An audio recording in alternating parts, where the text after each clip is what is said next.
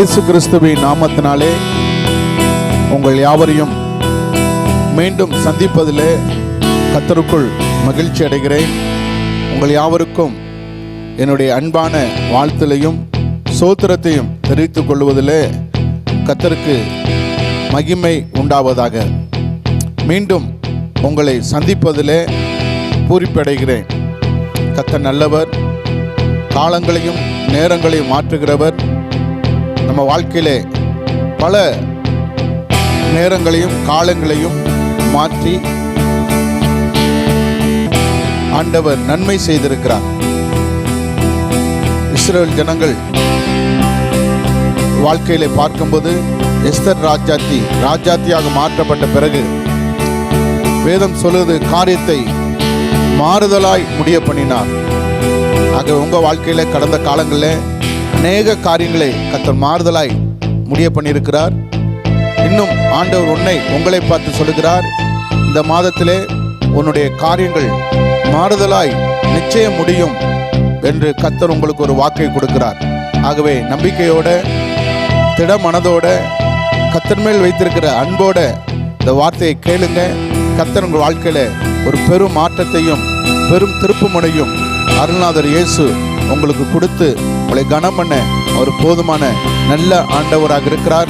கர்த்தர் உங்களை கனப்படுத்துவாராக.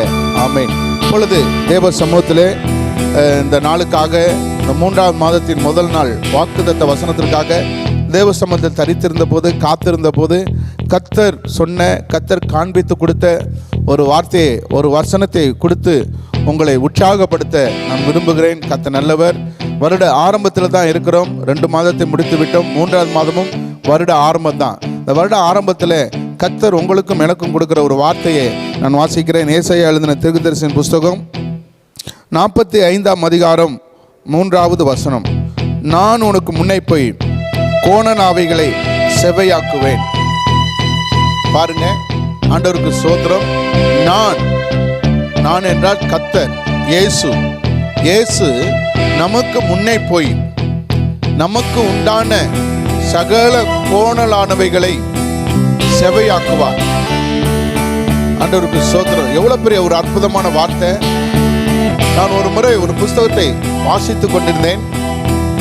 வாசிக்கும் போது தமிழகத்தை ஆண்ட முன்னாள் முதல்வர் காமராஜர் அவர்கள் தன்னுடைய சுற்றுப்பயணத்தை முடித்துக்கொண்டு சென்னை பட்டணத்திற்கு அவர் போய் கொண்டிருக்கும் போது, சென்னை பட்டணத்திற்குள் நுழைவாயிலே பயங்கரமான போக்குவரத்து நெரிச்சல், அவர் வாகனம் நிறுத்தப்பட்டாயிற்று.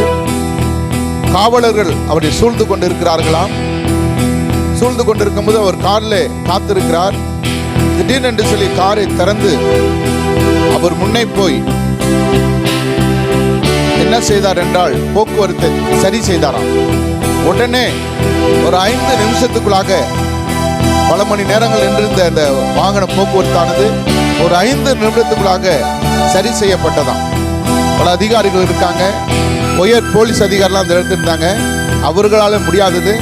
ஒரு ஆளுமை மிக்க தமிழகத்தை ஆண்ட முதல்வர் அவங்க இறங்கி சில நிமிடத்திலேயே அந்த போக்குவரத்து சரி செய்யப்பட்டது. இது நடந்த சரித்திர சம்பவம்.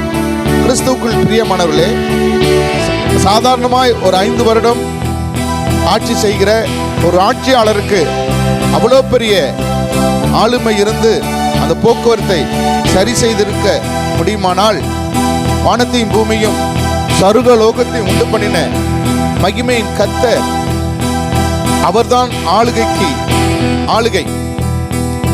அவரை குறித்து வேதம் சொல்றது, அவர் சொல்ல ஆகும், அவர் கட்டளை நிற்கும். அவராலே கூடாத காரியங்கள் ஒன்றுமில்லை. அவரை நம்பின ஒருவரையும் அவர் கைவிட மாட்டார். அவரை நம்பியிருக்கிற உன்னை குறிப்பாக இந்த வார்த்தையை கேட்கிற உன்னை அவர் ஒருபோதும் கைவிட மாட்டார். இன்றைக்கு இந்த 3ஆவது மாதத்திலே கர்த்தர் உனக்கு ஒரு வார்த்தையை கொடுக்கிறார். அருள்நாதர் இயேசுவாகிய நான் உனக்கு முன்னே போய் உன் வாழ்க்கையில் இருக்கிற சகல கோணலானவைகளை செவையாக்குவேன், சகல தடைகள் மாறும் என்று சொல்லப்பட்டிருக்குது. கர்த்தருடைய பிள்ளைகளே, கர்த்தருடைய ஜனமே, இந்த மாதத்துல கர்த்தர் நமக்கு முன்னே போனால், கர்த்தருடைய பிரசன்னம் நம்ம கூட இருந்தால், நம்ம வாழ்க்கையில என்னெல்லாம் நடக்கும் என்பதை நீங்க வேதத்தின் அடிப்படையில் நன்கு வேதத்தை அறிந்தவர்கள், வேத பண்டிதர்கள் எடுத்து வேதத்தை முன்வைத்து தியானிங்க.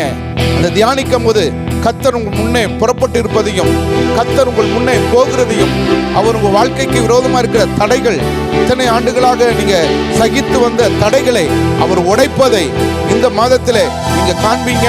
அந்த தடைப்பட்ட ஆசீர்வாதங்களை இயேசுவின் நாமத்தினாலே நீங்க பெற்றுக்கொள்வீங்க. ஆண்டவர் நல்லவர். ஆண்டவர் நாம் மையப்படுவதாக. தேவ பிள்ளைகளை, தேவ ஜனமே, கர்த்தர் முன்னே போகும்போது என்ன நடக்கும் என்றால், இஸ்ரவேல் ஜனங்கள் எகிப்தை விட்டு புறப்பட்டு வந்தார்கள். புறப்பட்டு வந்தவுடனே அவர்கள் சில நாட்களுக்குள்ளாக பயங்கரமான உபத்திரத்துக்குள் தள்ளப்பட்டார்கள். உபத்திரம் அவங்களை சூழ்ந்து கொண்டது, நெருக்கம் அவர்களை சூழ்ந்து கொண்டது. பின்பு பார்த்தா எகிப்தின் படைகள் ராஜாவோட வர்றார்கள். வலது சைடு இடதுபுறம் பார்ப்பார்களானால் மலைகளும் குன்றுகளும் உயர்ந்த பர்வதமாய் காணப்படுது. முன்னை பார்த்தால் சமுத்திரம், எங்கு தப்பிவிப்பது என்று சொல்லி அவர்களாலே முடியாத ஒரு சூழ்நிலை இருந்தது. அவ்வளவுதான், இதுதான் நமக்கு சாவிடம், சாகிற இடம் இதுதான் என்று சொல்லி தீர்மானித்து விட்டார்கள்.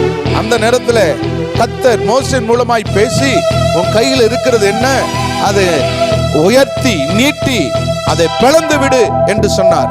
ஆண்டவருக்கு ஸ்தோத்திரம். சமுத்திரம் இரண்டாக பிளந்தது. கர்த்தர் முன்னே புறப்பட்டு இருப்போது சமுத்திரம் இரண்டாக பிளக்கப்படும். கடல் போன்ற பிரச்சனைகள், கடல் போன்ற தடைகள் எதுவுமே இந்த விஷயத்தை விட்டு வெளியே வர முடியாது, இந்த இடத்தை விட்டு அடுத்த லெவலுக்கு போக முடியாது என்று சொல்லி நினைக்கிறீங்களா? கவலைப்படாதீங்க. கர்த்தர் உங்களுக்கு தடைகளை உடைக்கிறவராக இருக்கிறார். தேவ பிள்ளைகளை, தேவ ஜனமே, அது மாத்திரமல்ல, வேதம் சொல்லுகிறது, அவர் பகலிலே மேக ஸ்தம்பமாகவும் இரவிலே அக்கினி ஸ்தம்பமாகவும் அவர்களுக்கு முன் சென்றார் என்று எழுதப்பட்டது. இஸ்ரவேல் ஜனங்களுக்கு கர்த்தர் முன் சென்றார். ஆகையினால பகலில வேண்டிய குளிர்ச்சியையும் இரவில வேண்டிய அதாவது உஷ்ணத்தையும், இதமான உஷ்ணத்தையும் கொடுத்து அவளை நடத்தினார். கர்த்தர் கூட இருக்கும்போது இந்த சம்பவம், கர்த்தர் முன்னே போகும்போது இந்த ஆசீர்வாதம் உங்களுக்கு இந்த மாதத்தில் உண்டாக போறதை நீங்க காண போறீங்க, பெற்றுக்கொள்ள போறீங்க. தேவநாமம் மையப்படுவதாக. அது மாத்திரமல்ல, கர்த்தர் முன்னே போகும்போது உங்களுக்கு விரோதமா இருக்கிற யோர்தான் இரண்டாக பிளக்கப்படும். ஆசாரியர்கள், தேவ மனிதர்கள் யோர்தானிலே கால் வைத்த ஒரு செகண்டிலே யோர்தான் குவியலாக குவிந்தது என்று எழுதப்பட்டிருக்குது. தேவ பிள்ளைகளே, இதெல்லாம் கர்த்தர் முன்னே சொல்லும் போது நடக்கிற ஒரு பெரிய அற்புதமான அதிசயமான சம்பவங்கள். ஆகவே உங்க கால் பட்ட மாத்திரத்திலே கர்த்தர் முன்னே போகும்போது உங்க கால் பட்ட இடத்துல கர்த்தர் தடைகளை உடைப்பார். சுவிசேஷம் பிரவேசிக்க கூடாத இடங்களிலே நீங்க போய் சுவிசேஷத்தை இந்த மாசத்துல பிரசங்கிப்பீர்கள். தேவநாமம் மையப்படுவதாக. அறுவடை செய்ய முடியாத இடத்துல இந்த மாதத்துல அருள்நாதர் இயேசு உங்க சபையை பார்த்து சொல்லுகிறார், நீங்க அறுவடைக்கு ஆயத்தமாகுங்கள். இந்த மாதம் அறுவடை மாதம் என்று சொல்லுகிறார். காரணம் என்னென்றால், கர்த்தர் முன்னே போய் கொண்டிருக்கிறார். இயேசு முன்னே புறப்பட்டு விட்டார். அது மகிமை உங்கள் பின்னாலே பிரகாலே காக்கிறதாக இருக்கிறது. தேவ பிள்ளைகளே, தேவ ஜனமே, இந்த புது மாதத்துல, இந்த வருஷ ஆரம்பத்துல கர்த்தர் உங்கள் முன்னே புறப்பட்டு இருக்கிறார். நீங்க எதை குறித்தும் பயப்படாதீங்க, கலங்காதீங்க. கர்த்தருடைய ஆசீர்வாதம் உங்க மேல் இருந்து உங்களை பாதுகாக்க கர்த்தர் கிருபை செய்வாராக. ஒரு வசனத்தை உங்களுக்கு வாசிக்க நான் விரும்புகிறேன். ஆண்டவருக்கு ஸ்தோத்திரம். சங்கீதம் 107வது சங்கீதத்திலே 16வது வசனம். சங்கீதம் 107:16. அவருடைய கிருபை நிமித்தமும் மனுபுத்திரருக்கு அவர் செய்கிற அதிசயங்கள் நிமித்தமும் அவர்களை துதிப்பவர்களாக என்று எழுதப்பட்டிருக்கிறது.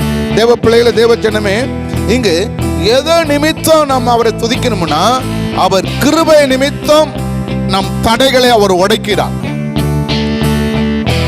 அவர் செய்கிற அதிசயங்கள் நிமித்தம் அவரை துதிக்கணுமா? துதிக்கும் போது கோணலானவைகள் நேராக்கப்படும், சமமாக்கப்படும். கர்த்தருடைய மகிமை வெளிரங்கமாகும். மாம்சமான யாவும் அது ஏகமாய் காண்பார்கள். தேவ பிள்ளைகளை, சங்கீதம் 35 வாசிக்கிறோம். ஏசாயா 35 வாசிக்கிறோம். தேவ ஜனமே, இந்த நாளிலே கர்த்தருக்கு துதியை ஏறெடுக்கும் போது, ஸ்தோத்திரத்தை ஏறெடுக்கும் போது, நம்முடைய உள்ளத்திலிருந்து தேவனுக்கு ஒரு மகிமையான ஆராதனை ஏறெடுக்கும் போது கர்த்தர் முன்னே புறப்பட்டு இருப்பதை, கர்த்தர் உங்கள் முன்னே இருக்கிற தடைகளை உடைப்பதை நீங்க பார்ப்பீர்கள். சொல்லுது, அவர் கிருபை நிமித்தமும் அவருடைய அதிசயங்கள் நிமித்தம் அவரை துதிக்கும் போது கர்த்தர் முன்னே போகிறார். வெறுமனையாய் போகல, கோணலானவைகளை, தடைகளை உங்களுக்காக அவர் தகர்த்து போடுகிறார்.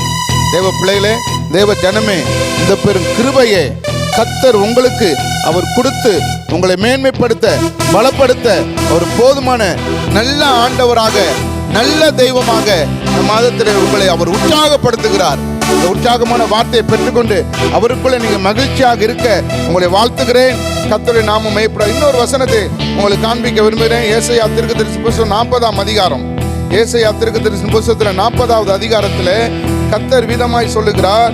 தேவ ஜனமே, கர்த்தருடைய பிள்ளைகளே, கர்த்தர் சொல்லுகிற ஒரு வார்த்தை என்னவென்றால், 40 நாளில் பள்ளமெல்லாம் உயர்த்தப்பட்டு சகல மலையும் குன்றும் தாழ்த்தப்பட்டு கோணலானது செவையாக்கி கரல் முரணானவைகள் சமமாக கர்த்தரின் மகிமை வெளியரங்கமாகும். மாம்சமான யாவும் அதை ஏகமாய் காணும். கர்த்தரின் வாக்கு அதை உரைத்தது என்றும் வனாந்திரத்திலே கூப்பினுடைய சத்தம் உண்டாகும். சப்ஜெக்ட் இதற்குள்ளே போனா நமக்கு நேரம் போதாது. கர்த்தருடைய பிள்ளைகளே, கர்த்தர் முன்னே போகும்போது என்ன செய்யப்படுகிறார்? பள்ளமெல்லாம் உயர்த்தப்படும். நீங்க தாழ்த்தப்பட்டு இருக்கிறீங்களா? கர்த்தர் உங்க முன்னே போய்கிறார். இந்த மாதத்துல உங்கள் நிமித்தம் உங்க சபை உயர்த்தப்படும்.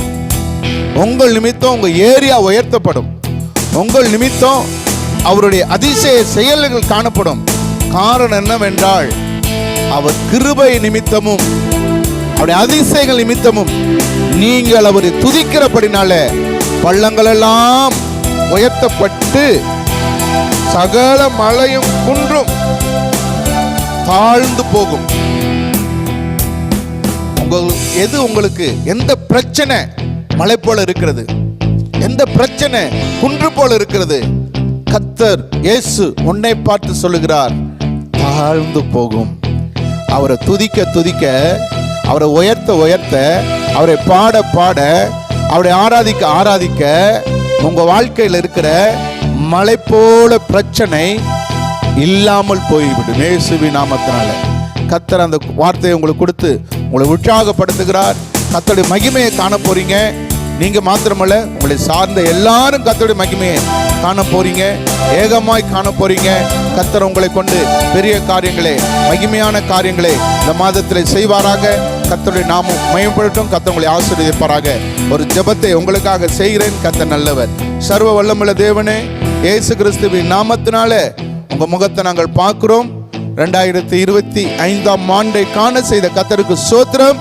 கடந்த 2 மாதம் முழுவதும் நீர் எங்களையும் எங்கள் குடும்பத்தையும் கர்த்தர் எங்களுக்கு கொடுத்த ஊழியத்தையும் நீங்க நன்றாய் நடத்தி வந்ததற்காக ஸ்தோத்திரம். இந்த புது மாதத்துல நீங்க முன்னே புறப்பட்டு இருப்பதற்காக, நீங்கள் முன்னே போய் கொண்டிருப்பதற்காக, எங்க வாழ்க்கைக்கு, எங்க குடும்பத்திற்கு, எங்களுடைய ஊழியத்திற்கு விரோதமாக இருந்த சகல கோணலானவைகள் நேராக்கப்பட போறதற்காக, பள்ளங்கள் எல்லாம் உயர்த்தப்பட போறதற்காக, சகல மலைகளும் குன்றுகளும் தாழ்த்தப்பட போறதற்காக, தேவ மகிமை வெளியரங்கமாய் காணப்பட போறதற்காக, மாம்சமான யாவும் அது ஏகமாய் காணப்படுவதற்காக கர்த்தருக்கு நாங்கள் மகிமையை செலுத்துகிறோம். வார்த்தையை கேட்கிற ஒவ்வொருடைய வாழ்க்கையிலும் இருக்கிற தடைகள், போராட்டங்கள், எரிச்சல்கள், பொல்லாத வல்லமைகள், அதிகாரங்களை இயேசுவின் நாமத்தினாலே நான் அப்புறப்படுத்தி ஜெபிக்கிறேன். கர்த்தர் உங்களை வாழ வைப்பீராக. எல்லா நோய்கள் விலகட்டும், பலவீனங்கள் மாறட்டும், சகலவிதமான அப்பா தடைகள், ஆசீர்வாத தடைகள் விலகட்டும். பிள்ளையுடைய தலையை உயர்த்துவீராக. ஆசீர்வதித்து ஜெபிக்கிறேன் ஜெபங்கேளும் நல்ல பிதாவே. ஆமென், ஆமென். God bless you. கர்த்தர் உங்களை ஆசீர்வதிப்பாராக.